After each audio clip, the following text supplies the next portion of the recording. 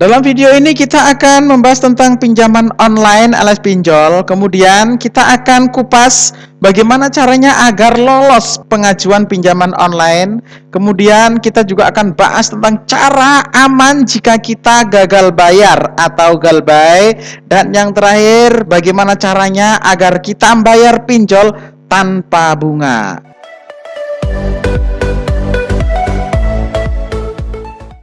Assalamualaikum warahmatullahi wabarakatuh. Saat ini saya ingin membahas tentang fintech alias financial technology atau pinjaman online atau sering disebut dengan pinjol. Sebelum Anda memutuskan untuk pinjaman online alias pinjol ini, ada pertanyaan yang mesti harus Anda jawab karena ini penting sekali.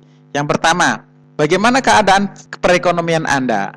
Kalau perekonomian Anda aman, ya, sok silakan Anda meminjam yang legal. Tapi kalau keadaan perekonomian Anda tidak aman, pinjamlah yang ilegal. Baik, saat ini kita akan fokus ke pinjam yang ilegal.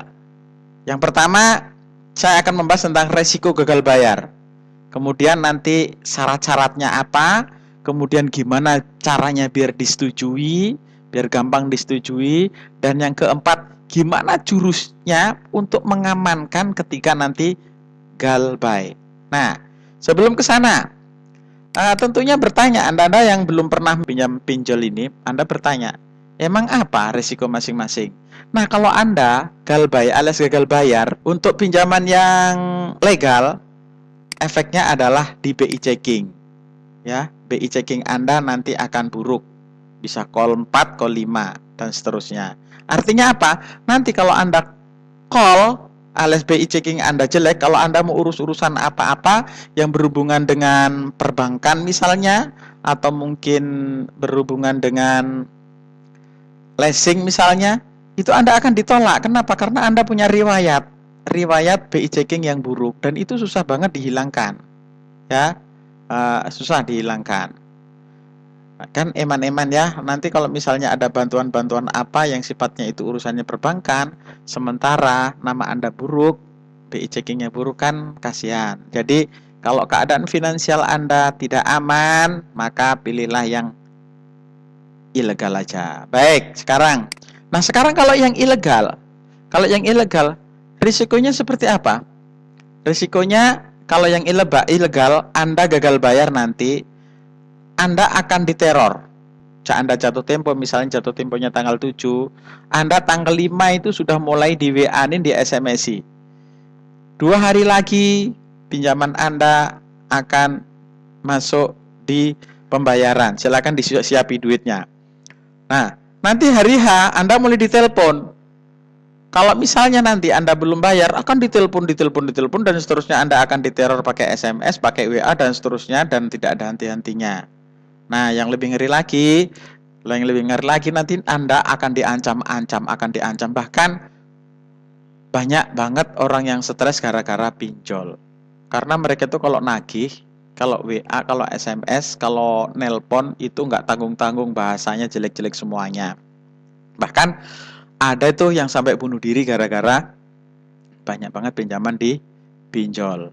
Nah, itu teror yang pertama. Kemudian yang kedua, kalau gagal bayar, data Anda nanti akan disebar di seluruh kontak-kontak yang ada di HP Anda. Bayangin, misalnya calon mertua tahu, pacar Anda tahu, saudara-saudara Anda yang mungkin Anda jaga banget nama baiknya, atau orang-orang rekanan Anda yang Anda jaga banget nama baik Anda di mereka semuanya dapat WA, dapat SMS, dikirim foto Anda memegang KTP dan lain-lain, mengatakan bahwa Anda punya pinjaman tidak bertanggung jawab atau mungkin lebih dari itu, Anda membawa lari uang perusahaan. Mereka memakai 1001 cara gimana caranya Anda biar bayar.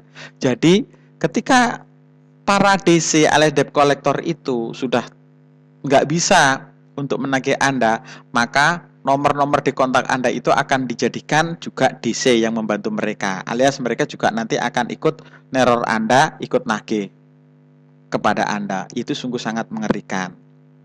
Tapi tenang, nanti semuanya Kita akan cari cara keamanannya kayak apa. Kemudian ada teror yang lain adalah nanti Anda akan didatangi ke rumah, katanya begitu. Dan yang ancaman selanjutnya adalah Anda akan dilaporin ke pihak yang berwajib. Nah, apakah semua teror-teror ini dilaksanakan mereka? Yang dilaksanakan mereka itu adalah poin 1, poin 2. Ini yang udah sering terjadi.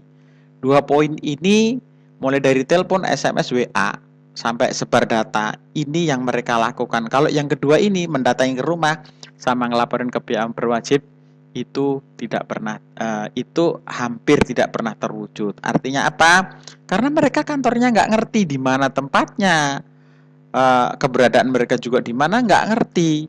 Terus mereka kalau misalnya datangin Anda ke rumah, misalnya ya, dasar hukum mereka apa? Kalau misalnya mereka datang ke rumah, ya sudah dibayar aja sesuai dengan utangan. Kalau misalnya macam-macam, ya udah kita balik yang ngelaporin ke polisi, bukan mereka yang ngelaporin ke polisi, tapi kita yang ngelaporin ke polisi. Karena mereka kalau ngelaporin kita ke polisi, dasar hukumnya tidak ada. Dilanjut. Nah, oke, nih gambarannya nih, pinjaman online. Ngeri kalau ngikutin mereka. Ini pinjaman yang sudah penalti, alias sudah galbay, alias gagal bayar. Nggak tahu sudah mundur berapa hari ini. Lihat, dulu pinjamannya disetujui pinjaman ini disetujui cuman 1 juta. Waktunya mepet banget, berapa? 10 hari. Yang cair berapa? Cuman 620. Bunga pinjaman 100.000, tapi biayanya 280. Ngeri kan? Hampir 100. Kemudian ada ini kalau mengembalikannya 1 juta masih mending, ada yang mengembalikannya itu adalah 1.200.000. Jadi bunga mereka itu ada yang bahkan hampir 100%. Ini sangat mengerikan sekali. Tapi Ben nggak usah dipikir berapapun bunganya luweh, karena nanti kita bayarnya nggak pakai bunga-bungaan. Oke, lalu gimana perbedaan antara pinjol yang resmi dan tidak resmi ini? Kalau pinjol yang resmi ini ada logonya ini OJK, ada logonya AFPI, ada logonya ini Kominfo ini ya. Nah, ada 3 logo ini kalau yang resmi ya. Kalau tidak ada berarti, nah ini tidak ada, tidak resmi. Ini juga tidak ada, tidak resmi. Oke, jadi perbedaannya itu. Maka kalau misalnya Anda fokus ke ilegal, yang resmi-resmi, yang legal-legal semuanya dipinggirin aja dulu ya, tidak usah diambil. Daripada nama Anda nanti buruk. Nah, oke, dilanjut. Oke, kita mulai masuk ke ranah yang inti, yaitu keamanan. Untuk safety-nya, agar nanti kita tidak bermasalah. Namun sebelumnya silahkan like, subscribe, tekan tombol lonceng, serta share. Semoga bermanfaat. Sebelum ke sana, kita break dulu. Kita lanjutkan ke yang part 2. Nah, di sana kita akan membahas tentang langkah-langkah mengamankan data-data di HP sehingga nanti tidak bermasalah bagi kita selanjutnya. Kemudian juga akan membahas tentang cara agar disetujui oleh pinjol sehingga kita bisa cair dari pinjol sesuai dengan yang kita harapkan. Jadi, yuk lanjut ke part 2.